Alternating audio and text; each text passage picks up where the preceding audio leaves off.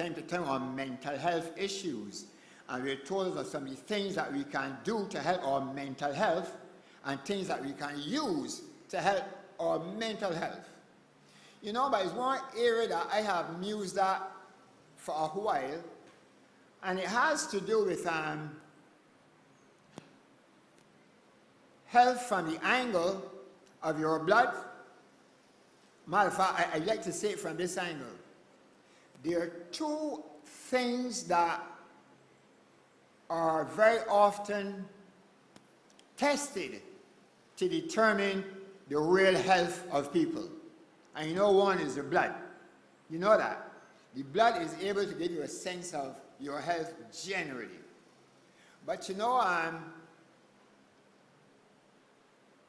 along with the blood, a doctor might ask you to bring a sample of fecal or feces to test as well. And that is one area that we must be very conscious of. You see, there are certain cancers and bowel diseases that while a blood test can show up, testing fecal matter also becomes important. Or, as men, we know for prostate cancer, a rectal genital examination is one of the things, along with blood testing. But one of the things I just want to say to us all generally is something that might make you smile, if not wonder. You know, I've been told that people do not generally, when they leave the bathroom, look back. You understand what I just said? They do not look back. Everybody understand what I mean by that?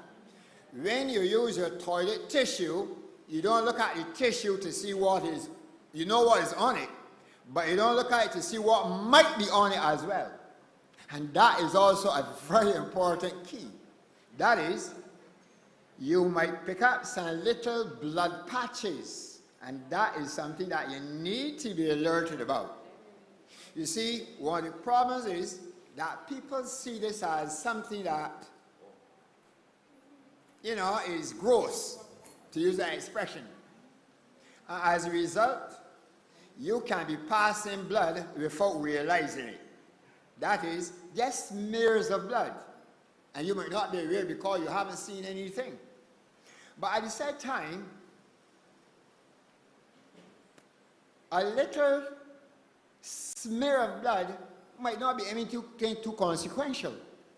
By that I mean, if you see, I am told, some blood on toilet tissue after you've defecated, and it's bright red, chances are that it's from very low down in terms of your alimentary canal. That is close to the anal region. And it might be a person may be suffering with what you will call, what is it again? Hemorrhoids. And they can be very uncomfortable. A little boy, in a speech that I thought I was giving, little boy told me, and his mother looked at me and said, it's true. He has so much blood on his paper that they were afraid. And when they checked with the doctor, he had serious hemorrhoids. You know what it is and how you can get rid of those things without having to go to a doctor for a surgical operation? We've been hearing a lot here from a different angle. Increase of fiber and water. And the question, therefore, then, having said that, I want to ask us, how many people get adequate amount of water? Who, when you go to the bathroom, you don't even have to make even a strain, because that is not the way it should happen. It should be so spontaneous because you feel the need for it. And by the way, like I told them back there, it was shocking. You only need to spend 3 minutes on a toilet if your bowels are working adequately. 3 minutes. Some people could read a whole book when they go to the toilet. Yeah. But if you are having adequate water, good fiber intake, that is your fruits, your vegetables, nuts and grains, you don't have that problem. Because once you have those kind of things, you can bulk up the stool, and you will begin to feel the need to go, and immediately you go, it just comes. And that's one of the things that lots of us have difficulty with without saying it. The literature shows that. So once you find that you have to spend 10 minutes inside there, in the bathroom, in the toilet, you are seriously constipated. And you know, there's a rule of thumb which says you should be able to go to the bathroom after every meal. But that is not, in many instances, really flying. But no person should go to the bathroom no less than once per day. Some people just do it once a week, and that is trouble. But at least minimum once per day, you should be able to go to the bathroom and empty your bowels. Empty it. Because many people go to the bathroom and don't have a full bowel movement. Yeah? And as a result, it creates problem for them in the lower region of the intestines. And it has been shown also that once you begin to have problems in the rectum, in that area down there as well, cancer is lurking. Because what happens, you know, the lower bowel is the area in which of course you hear about your gut flora, those microorganisms that are needed to keep you healthy. And if you're not using the appropriate things, the health of your body is compromised. And that's why he said now, with the fecal matter not getting out as often as it should, you might be in lots of trouble. And the literature again says that sometimes people have large tummies. They say usually large tummies, but that they have a lot of fecal matter has impacted on their intestines in some instances. So that what I'm saying this evening, brethren, is we need to be very careful, therefore, then, of the health of our gut lining, gut region, because down there lots of diseases start. And I want to encourage us to continue using a lot more water than we do. You know, we use about 8 glasses of water, but it's now showing that that's a joke. 8 glasses of water is not, those 8 glasses are not sufficient for anybody at all. Not sufficient. The guy said that he should get a gallon of water every day.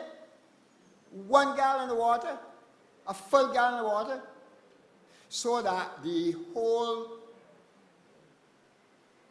microflora in your intestines can be healthy, and that you can be able to expel the waste that you should be expelling and not be just standing and, you know, some people just groan when they have to evacuate. That should not be. You shouldn't have to do that. You should not have to strain and put strain on your bowels. If you have increased water and adequate fiber, and then of course something called exercise that is helpful, and all of that, it will be very beneficial for persons.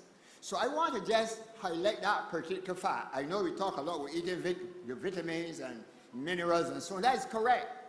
But you see water, and you see fiber, and exercise, in my estimation, are the biggies to keep you in good health if you are to be ready for anything that is to come down the road. Because the time will come, you know, and get a lot of things. But if your health has been kept with your water and your fiber intake and the various both soluble and insoluble fiber for fruits and vegetables, and we must encourage our children, because children suffer with these problems too, you know. You've got a child going to the bathroom and staying a long time, and like one boy asked me, Elder Greaves, when a person goes to the bathroom, should their poo smell? And I know people don't like this area. But the answer is no. It should smell musty and not stink. There's a difference altogether. So that you should not have to run people out of your house because you're in the bathroom. I'm serious about it. I know a lot of us will laugh, but a lot of us have had that problem because we don't take care adequately. As a result, you have more anaerobic bacteria doing the business and causing that kind of a set than you really should have. So that what I'm encouraging us, brethren, is that when you go to your bathroom, you don't have to stand longer than 3 minutes to expel everything. If you take adequate water, good fiber intake, and exercise, you are able to overcome that particular problem, whether it is smell or constipation. And you should try it, brethren, because many of us are walking around with ill health, thinking that we're healthy. And if your gut lining is not healthy, you're not healthy, you're setting up yourself. So I want to leave it there. I don't know, I don't have the medical answers, so don't ask me those kind of questions. So if there's any last thought or question on the area that I can deal with, I'm willing to answer or to share even more. Any thought, any questions, or I can just find my seat? Oh, Brother White, as per usual.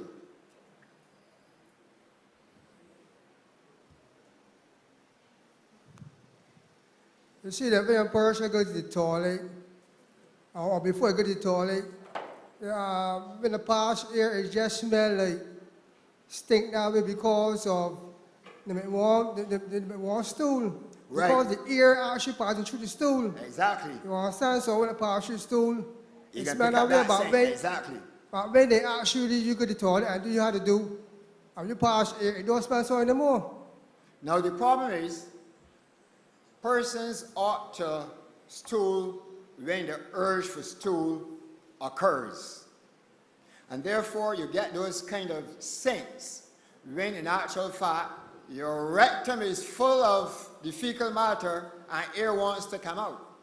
And therefore it is advisable to make sure that you go to the bathroom and don't hold back, to use that expression. Sometimes it might be difficult, but one should never, it's just a urine, you should not hold back when you want to urinate. It can create problems for you as well. And likewise, what you're saying is very, very correct.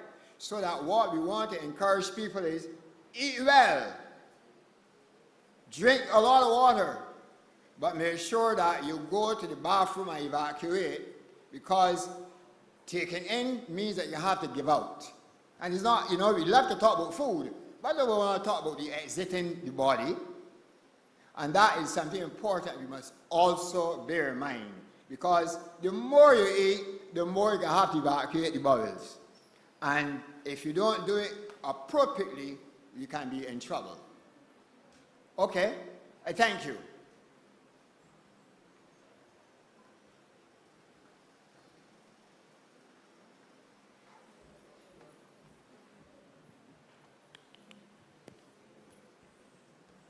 The song we will sing is 439 in the new hymnal, How Far From Home. 439.